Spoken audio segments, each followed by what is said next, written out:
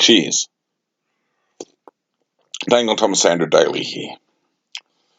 Now, I grew up a Catholic, and Mum's still a Catholic. I'm a Noahide now. I've been a Noahide since 1999. My mum's a Catholic. I've lived with my mum most of my life. And most of my life, since the 80s, I've seen this around the house. One of these. Now, the picture changes from year to year. It's always new every year, and it comes out in the Easter time for Lent. I suppose, your good charity for Lent, but it's Project Compassion money box from the Catholic Church.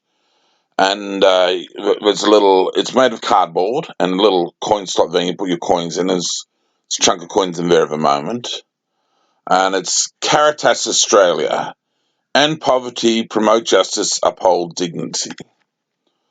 All monies donated using Project Compassion materials are to be forwarded to Caritas before 31st of May 2020. Please refer to the bottom of the donation box for further information. Right. So essentially, it's a compassion charity mission of the Catholic Church in Australia. It's probably done internationally. I would imagine it's probably an international thing or something. But Project Compassion has been around at least since the 80s. I think I seem to remember the first time they did it, back in the 1980s when we lived in Cooma. But it could have been going on further back than that. I don't really know for sure.